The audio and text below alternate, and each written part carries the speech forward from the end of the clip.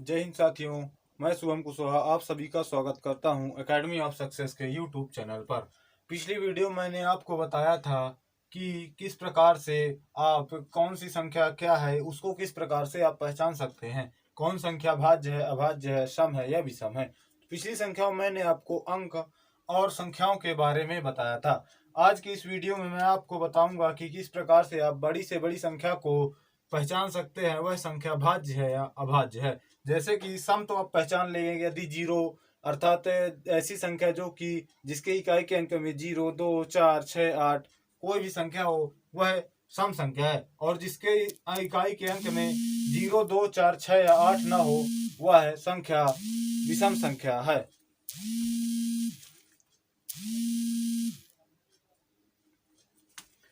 तो यहाँ पास आपको दिख सकता है कि यहाँ पास 1 से 100 तक के सभी अभाज्य संख्याएं लिखी हुई हैं। इनकी संख्या 25 होती है।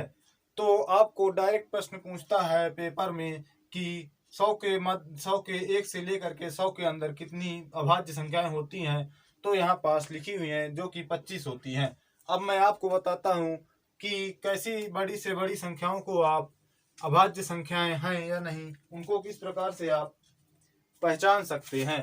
तो जैसे कि यदि आपको अभाज्य संख्या पहचानना है तो मान लीजिए हमारे पास दो संख्याएं हैं, एक ए और एक एन। इन संख्याओं को पिछली वीडियो में आपको बता चुका हूं, यह दोनों काल्पनिक संख्या हैं, इनका वास्तव में कोई मान नहीं है।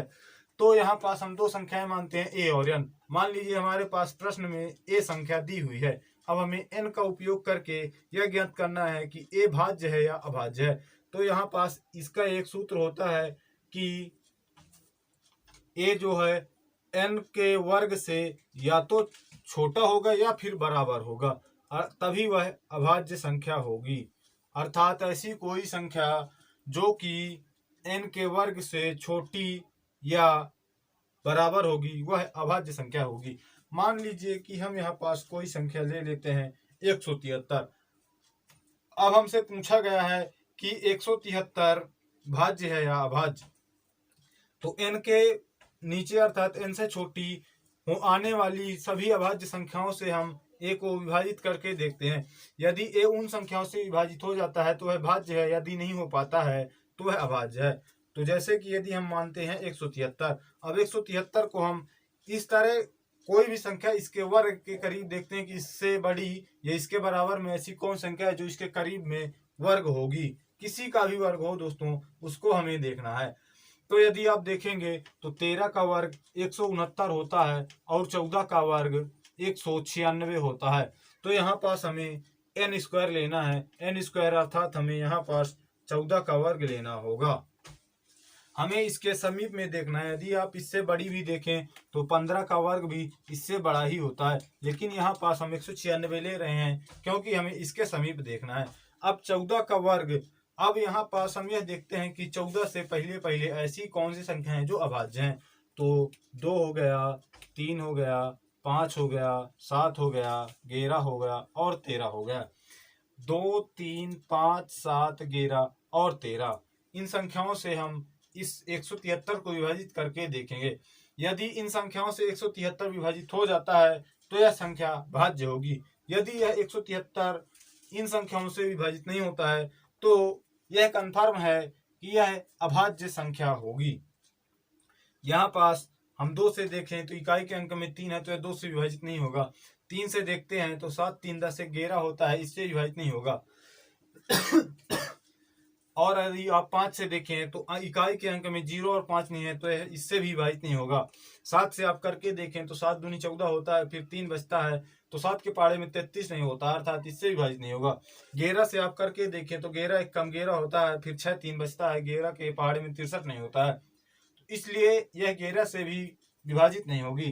13 से आप देखें तो 13 एक कम 13 हो जाएगा, फिर 4 बचेगा और 3 बचेगा, तो 43 13 के पहाड़े में नहीं आता है। अर्थात 173, 2, 3, 5, 7, 11 या 13 इसमें से किसी भी संख्या से विभाजित नहीं होती है, अर्थात 173 एक अभाज्य संख्या है।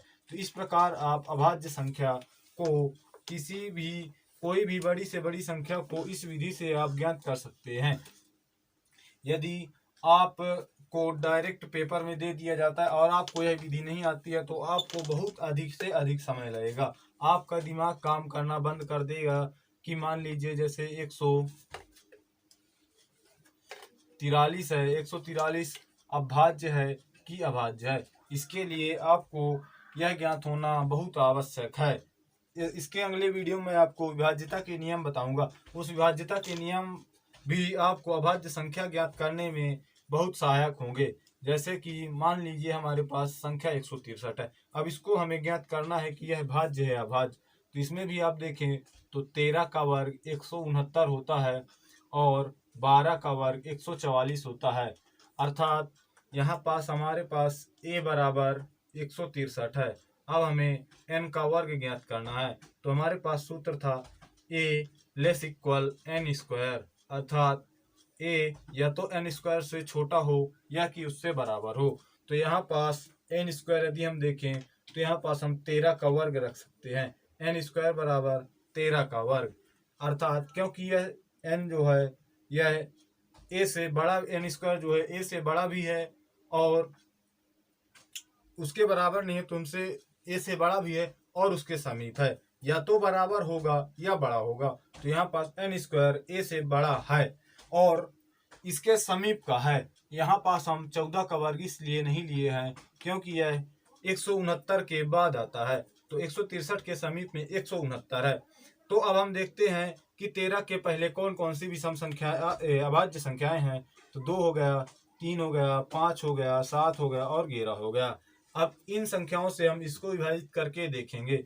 यदि इन संख्याओं में से किसी भी संख्या से 163 विभाजित हो जाता है तो 163 एक भाज्य संख्या होगी। यदि विभाजित नहीं होता है तो 163 एक अभाज्य संख्या होगी। यहाँ पास हम 13 से विभाजित करके देखेंगे क्योंकि हमें उसके बराबर में भी देखना होगा जो कि n में आता है। तो हम 2 का यदि 2 से विभाजित करेंगे तो इकाई अंक 3 है तो विभाजित नहीं होगा। 3 से विभाजित करते हैं तो 3 × 15 होता है और 1 बचेगा तो 13 हो जाता है, जो कि 3 के पहाड़े में नहीं आता है, अर्थात 3 से भी विभाजित नहीं होगा। 5 है तो 5 के इकाई के अंक में 0 आता है और 5 आता है, कभी वह संख्या विभाजित हो सकती है 5 से। इसमें 3 है अर्थात यह संख्या 5 से विभाजित नहीं होगी।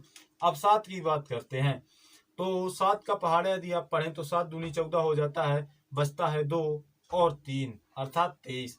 अब अगर आप 23 को देखें तो यह 7 23 के पहाड़े में नहीं 23 7 के पहाड़े में नहीं आता है, तो यह संख्या अभाज्य अर्थात 7 से विभाजित नहीं हो पाती है।